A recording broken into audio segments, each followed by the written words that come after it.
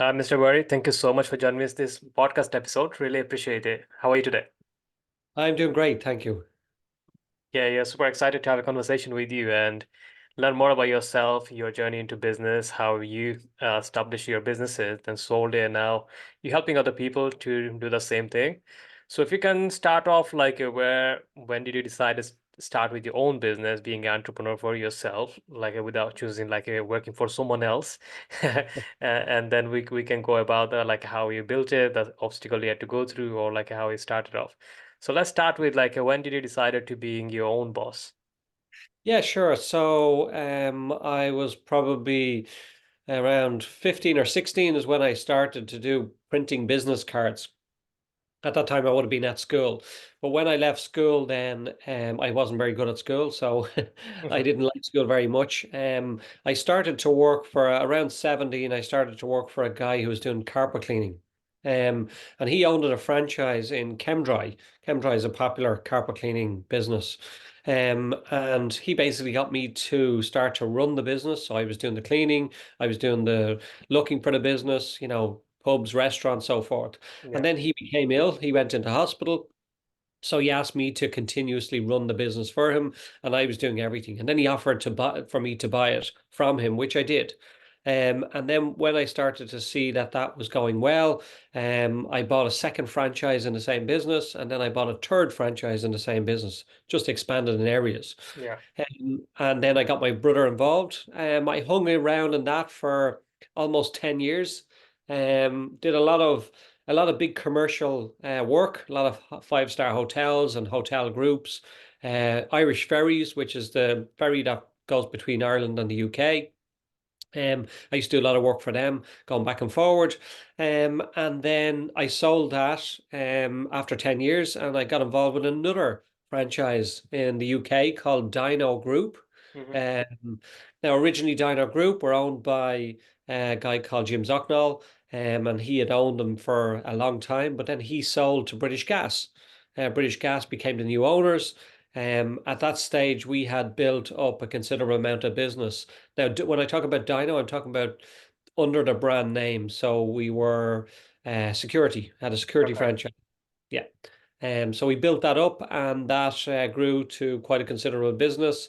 And I sold that last year. All right. So it's like a quite interesting journey you had, like a 2 decades, right? Like starting off Yeah. from nothing, then you grew to like a different businesses, different franchises. Now you sold it, and now you are helping other people to go through their dreams and their vision. So obviously, you explained everything within like a minute or two. I know the success wasn't like that simple. You Yeah. started business and then everything like a fall in your lap. It wasn't the case, right? So I'd love to know more about the struggle you have to been through in order to get to where you want. So how did you manage to buy off from your previous the owner you used to work for, and from there on and took over? How did you manage to save up, or taking the risk, knowing the business could go bust or probably not going to work out, things like that? Yeah, so if we look back at when I had the carpet cleaning, so when I purchased it from the guy that asked, got Yeah. ill, I'd gone to a bank and everybody was refusing to lend me money. That's hmm basically what it came to because I was so young. Yeah. But it ends up I found a bank, and the bank gave me a loan at 16% interest rate. Wow. So that was the deal. I borrowed £10,000 at the time, and it was at 16%. But that didn't matter. It didn't matter the fact that I was probably paying double the rate of everybody else. Yeah. Within 2 years I'd paid off the loan. And I realized that, I was probably getting good at what I was doing, which was great. Um, but when we talk about struggles, there was lots of struggles because this biggest struggle I now know was me. It wasn't everything else in the world. hmm It was my mindset because obviously my beliefs, my behaviors, and I think this is what happens to people when they get into business. They have a vision of what they think it's going to look like, but in fact it does never looks like that. And then they sort of struggle through their early years, to get the business up running, to get income in and start paying, its way. And then I suppose when they eventually end up with excessive income, it's almost like they're trying to hold on to it, and they're Yeah. probably losing more than what they're actually gaining or keeping. And that's because of paradigms. It's because of our habits. It's because of our beliefs and our behaviors, how Mm. we get involved in that. So, I didn't know all that many years ago. And trust me, I spent a lot of money on a lot of stupid things, and I wasted a lot of money on a lot of stupid ventures and far-fetched ideas. People telling me things that I was going to make lots of money on, and I believed them and gave them money. It's almost like it's like somebody winning the lotto. They tend Yeah. to get the money and then they lose it. They go back to the way they were. Well, that's effectively what was happening to me for many years. When I sold the carpet cleaning business, I'd in fact sold it to people that I had trained. So I Right. trained them and then I sold it to them. So I realized the concept for franchising. And then when I got involved with the Dino, in fact, we didn't have to borrow any money because we had the money and we paid for it. Mhm. We brought the franchise into Ireland. We started off with Dublin and then we start franchising all over. But up until I'd say maybe 6, 7 years ago, I was struggling with that whole mindset. And it was only when I realized that, I didn't have to be on my own and that I didn't have to struggle. I looked for a mentor, and it was that mentor that helped me develop the skills and the mindset to actually realize that you can do anything you want and you can be Right. anything.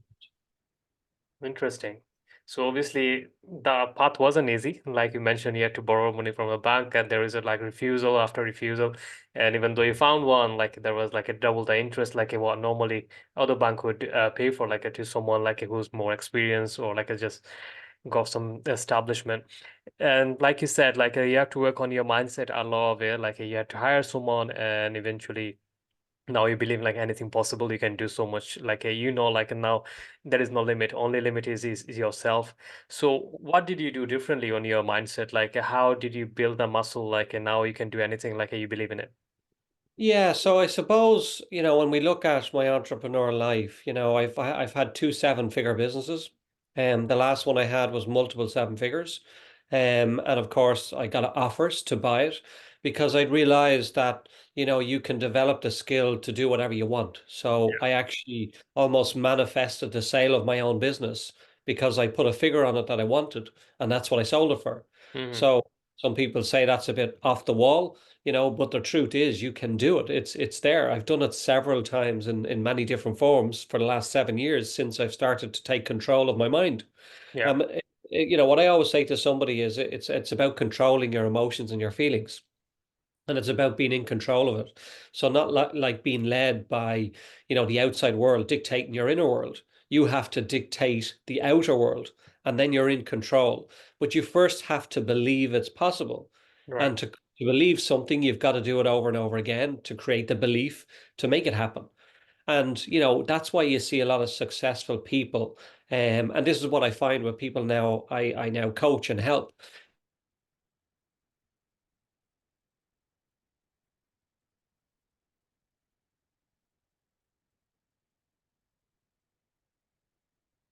grows, and all of a sudden things start to happen because the mind is attracted to what we think about. So again, I suppose from a negative point, a lot of things that happen in the world is negative. News, newspapers, what people talk about. So it's almost like you have to close your mind to that negativity and let it, go over your head. But also don't get caught up with your habitual state of behavior. Because when you find that you get up at the same time, go to bed at the same time, sit at the same table and chairs when you're having your tea or drinking out of the same cups, all these things are all habitual. The Yeah. same as when you learn how to ride a bike. You get up, you fall down, you get up, you fall down. When you realize that and when you become aware of your habitual state of behavior, you start to become more aware of things that are happening. And when you think about something, you're attracted to it. And then, of course, you can almost be directed towards it. Yeah. Yeah, I totally get that. And that is important, isn't it? Like, you have to get back up yourself. Like, otherwise, like, who's gonna push you to like your business? Because there is no boss. There is no someone like being accountable. You have to be accountable for yourself. And so, with that, like, being said, like, when you're running your businesses over 20 years, there is must be like a you have made some of the mistakes and the lesson you have learned. So what's the lesson you'll say like a most important lesson you have learned over the years? Like if it's like a point number one. Well, don't try to do it on your own. Lots of people, that even people that I speak to now and people that I help, and they tell me, oh, I have a mentor. And I Hmm. say, great, okay, who is it? And they tell me. And I say, okay, so what's that mentor doing for you? And they say, oh, well, I read his books and, I watch his YouTube videos and blah, blah, blah. And, and I go, that's not a mentor. That's just somebody you admire. Yeah. A mentor is somebody that helps you and guides you and, saves you from some of the pitfalls that you possibly will be in. And the truth of the matter is that they're doing exactly what I did. It's the same thing. Right. I followed all these people on, cassette tapes when you could put them in your van, driving around and CDs when they were out. I done all the as I taught personal development. But the problem was that I wasn't taking the action. Hmm. And that's where the problem is when you don't have somebody. So what it relates to is it comes back to is what you need somebody that's going to be accountable and hold your hand and help you. And the Yeah. only way to do that is by paying somebody, whether that's a coach or a mentor. Because if you're paying them, they're going to make sure they're going to help you. The problem that we find at the moment is that a lot of people get led by their emotions and feelings. So they jump into a coaching program with a so-called mentor or Mm. coach, okay, being told this is what's going to happen. But in fact, it doesn't happen. And the reason why it doesn't happen is because your paradigm is different than their paradigm. Yeah. Just because they made a success of something doesn't mean you're going to do it. What I do is I find out what the problem is, what's holding them back. What's I suppose, the belief or the unlimiting belief that's holding them back. And then we change that. We show them how to change their habits and their behaviors to allow them to create the success.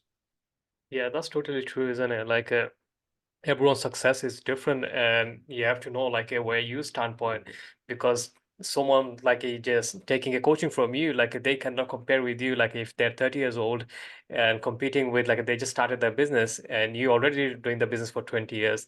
There is so many experience you have, there's so many resources you have compared to you, someone is just starting out. So they cannot like a same direction that they can go. Like obviously they can learn things, they can just go through their process and eventually get there, but it's going to take some time.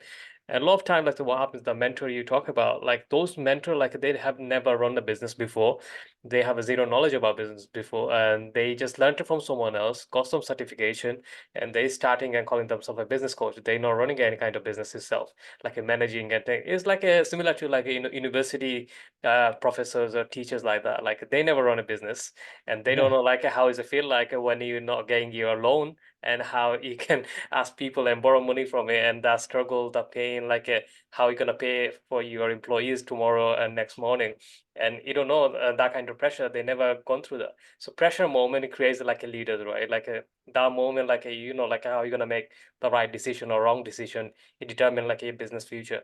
So your mentor is important, but finding the right mentor is so important. Like whoever Yeah. gone through the process where you want to be or done the part, not like someone who just learned it from the book or like got some Yeah.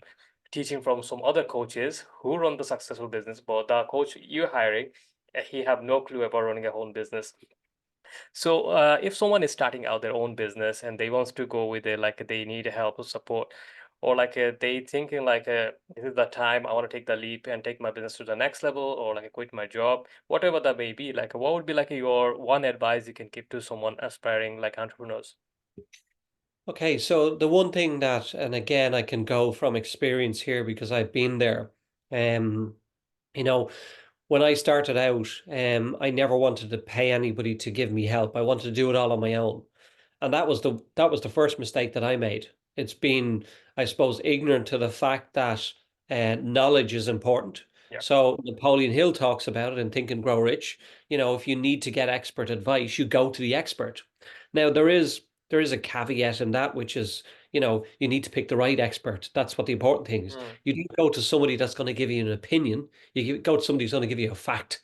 yeah. Okay. Because you see, you can go out and you can meet somebody and they can be successful in something and they can give you advice. But in fact, that advice may not be suitable to you. That Yeah. may have been suitable to them. However, when we look back at if I go back 25 years ago, I remember, I was running my cleaning business and I was quite successful. And I decided that I wanted to buy a property. So I had actually been cleaning a home, and the gentleman had said to me, I'm selling my home. Would you be interested? And I said, yeah, great. And at that time, it was £34,000. So I said, great, leave it with me. I'll come back to you in 24 hours. So I got into my van, drove out to my bank manager, Yeah. Went in and started talking to my bank manager and said, look, we'll put down this deposit. Can I borrow X amount?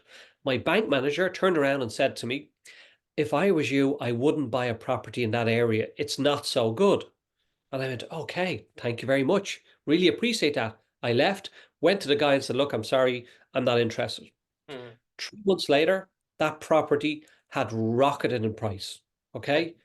And I said to myself, hold on a minute. Why did I go to a bank manager to seek advice? Yeah. They lend money. What does she or he know about property? I didn't ask the expert. I got the wrong advice from the wrong person. Yeah. Had I have gone to the guy who sells property, he probably would have said, yeah, buy it, take their hand and all, 34,000. The houses 3 months later were selling for 64. So Oh, wow. clearly the guy was undervaluing it, but he just Yeah. wanted his money, which is fine.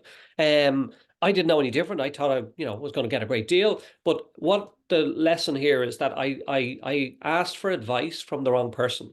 It Mm. wasn't an expert. And to this day, that sticks with me. I never ask somebody for an opinion. I ask for facts. And if somebody gives me an opinion, I'll ask them, why do you have the opinion? So if I asked a bank manager to borrow me money and they said, no, I wouldn't buy a property there, I'll Yeah. say, okay, can you tell me a bit more about the properties in that area? Why have you come to that conclusion? Right. And I think that's the important thing is to seek knowledge from the right people and then, make your decision based on that and not Mm. based on somebody's opinion. Yeah, thank you so much. That advice is really valuable.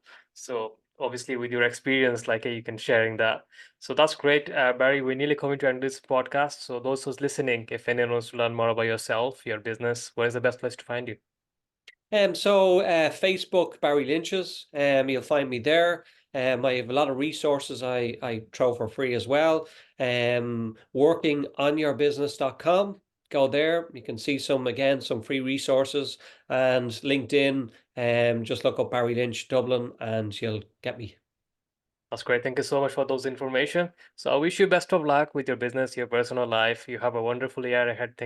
And thank you so much for coming to the show tonight. Thank you very much. You're most welcome. So that's a wrap, guys. Thank you so much for listening to this podcast episode with Mr. Barry Lynch. I hope you enjoyed our conversation. If anyone wants to learn more about him, you can reach out to him in a social media platform. And until then, I'll talk to you in the next episode. Take care.